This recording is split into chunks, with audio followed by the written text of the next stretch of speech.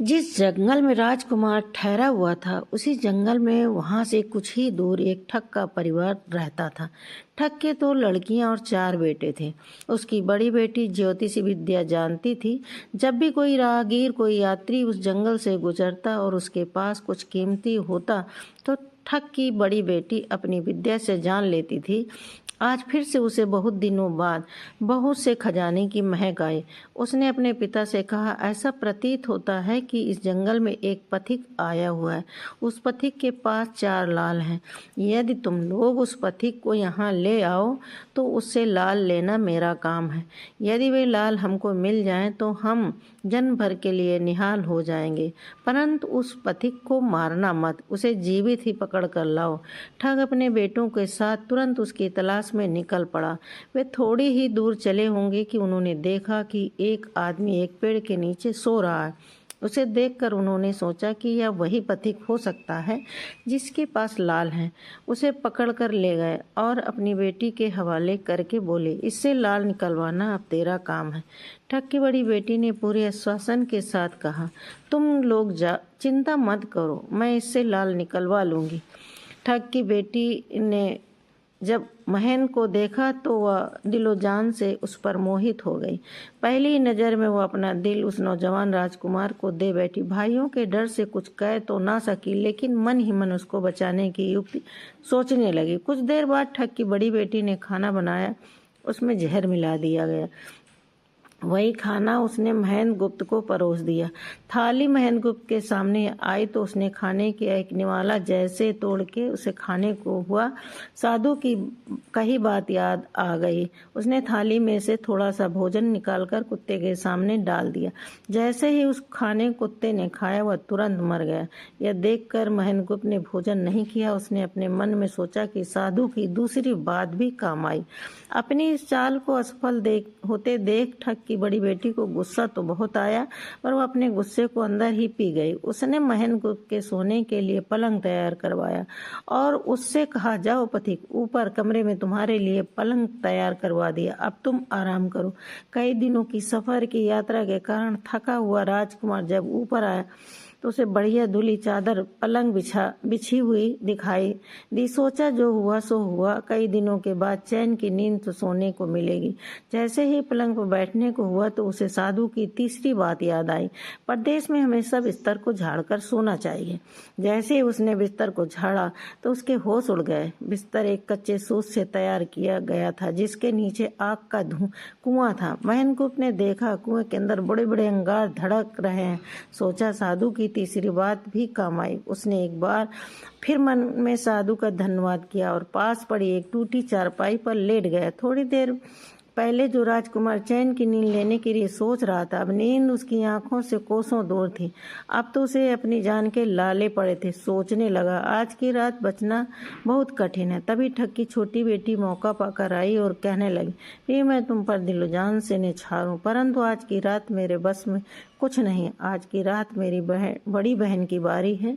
जिस तरह भी हो सके बस आज की रात मेरी बहन से अपने प्राण बचा लो। कल मेरी बारी है। स्वामी, मैं तुम्हारी दासी हूँ, मैं तुम्हें साफ बचा लूंगी। इतना कहकर वह छोटी चली गई। जब सब लोग खाना खा चुके तो ठग की बड़ी बेटी ऊपर बने कमरे में चली। सोचा, अब तो पथिक जलकर राख हो चुका होगा। जैसे ही वह कमरे के अंदर आई और देखा कि पथिक तो बिल्कुल सही सलामत टूटी चारपाई पर लेटा हुआ तो उसके क्रोध का कोई सीमा न रही। तुरंत उसने कटार निकाली और क्रोध से बोली, पथिक, या तो अपने 4 लाल मुझे अभी दे दे वरना मैं तुझे मार डालूं। उसी समय महेंद्र गुप्त को साधु की चौथी बात याद आई। वह कई शत्रु के फंदे में फंस जाओ तो हो सके नरमी और ज्ञान की बातें सुनाकर अपना उद्देश्य प्राप्त करना। उनसे सोचा कि आज रात बचना मुश्किल है, पर साधु की चौथी बात भी आजमानी चाहिए। महेंद्र गुप्त ने यह सोचकर लड़की से कहा, मेरे पास लाल नहीं है, तू मुझको मारेगी तो वैसे ही पछताएगी जैसे बंजारा अपने कुत्ते को मार के पछताया। लड़की गुस्से में बोली, कौन बंजारा और कौन सा कुत्ता, क्या बक रहे हो? तो सब राजकुमार बोला, नहीं जानती हो? सुनो लड़की, एक बंजारा था जिसने एक कुत्ता पाल रखा था। वो कुत्ता बहुत समझदार था जिसे बंजारा अपनी औलाद से भी ज्यादा प्यार करता था। एक समय ऐसा आया ताकत नाम की भयंकर बीमारी के चलते बंजारा का सारा परिवार बीमारी के भेंट चढ़ गया और बंजारी की करोड़ों की संपत्ति भी बिक गई। दुखी बंजारा अपने कुत्ते को लेकर मथुरा में एक साहूकार के पास जाता है और साहूकार को 10,000 के बदले अपना कुत्ता गिरवी रखने को बोलता है। उस समय 10,000 एक बहुत बड़ी रकम होती थी। पहले तो बनिए ने बंजारे को मना कर दिया, फिर कुछ सोचकर उसने बंजारे को 10,000 रुपए दे दिए। कुछ ही समय बीता कि एक रात सेठ के घर डाकू घुस गए। बंजारे कुत्ता बहुत हरकत देख रहा था। सोचा भोंकू तो परिवार के सब लोग उठ जाएंगे और डाकू उनका भी कत्ल कर देंगे। चुपचाप बस उनको देखता रहा। जब डाकू सेठ के घर चोरी किए हुए धन को लेकर चल पड़े तो कुत्ता चुपचाप उनके पीछे पीछे हो लिया। सेठ के पास इतना धन था कि डाकू उसे निकाल तो लाए, पर अब उनसे वो लेकर चला भी नहीं जा रहा था। दिन भी निकलने के करीब हो चला था। डाकू ने सोच विचार कर उस धन को एक तालाब के अंदर छिपा दी। सोचा बाद में आकर निकाल लेंगे। कुत्ता डाकुओं की सब करामात देखकर चुपचाप वापस घर चला गया। सुबह हुई तो सेठ के घर कोहराम मच गया। पता चला कि चोर सारा धन निकाल लेंगे। सेठ का रो रो कर बुरा हाल। आसपास के लोग उसे दिलासा दे रहे थे। सेठ ने रोते रोते कहा, मैंने सुना था बंजारे कुत्ता बहुत समझदार है, पर यह नमक हराम एक बार भौंका तक नहीं। तभी बंजारे कुत्ता उस सेठ की धोती पकड़ कर खींचे लगा। कुत्ते की हरकत देख पास खड़े एक समझदार व्यक्ति ने सेठ से कहा, सेठ जी यह कुत्ता कुछ कहना चाहता है, हमें इसकी सुननी चाहिए। और सभी लोग कुत्ते के पीछे पीछे हो लिए। सबको लेकर कुत्ता उसी तालाब के पास पहुंच गया जहां रात डाकुओं ने सारा धन छिपाया। तालाब में घुसकर असरफियों से भरा थैली उसने मुंह में दबाकर बाहर आए। तुरंत सेठ नौकर उस तालाब में कूद गया। चोरी सारा सामान धन बरामद कर लिया। सब देख सेठ की आंखों में आज कुत्ते की सहायता, मुझे माफ कर देना, मैं तुम्हें बहुत बुरा बोला। कहा सेठ ने वही कागज मंगवाया और बंजारे के नाम चिट्ठी लिखे। वही बंजारे, तेरे कुत्ते ने मेरे 10,000 रुपये पूरे कर, तेरे कुत्ते को तेरे पास भेज रहा हूँ। अगर तुझे और भी 20,000 के रुपए की जरूरत हो तो आकर ले जान।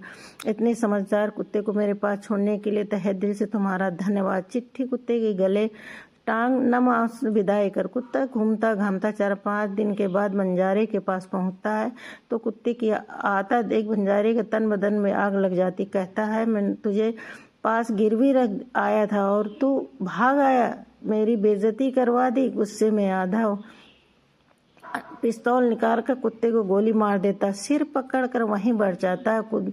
नजर कुत्ते के गले में टंगी पर्ची पर पड़ी। बंजारा उस पर्ची को पढ़ता है। पर्ची पढ़ते ही फट पड़ता है। वो दहाड़ मारकर खून के आंसू रोता है। पर अब क्या होगा, हो सकता है बंजारे की कहानी सुना दिया।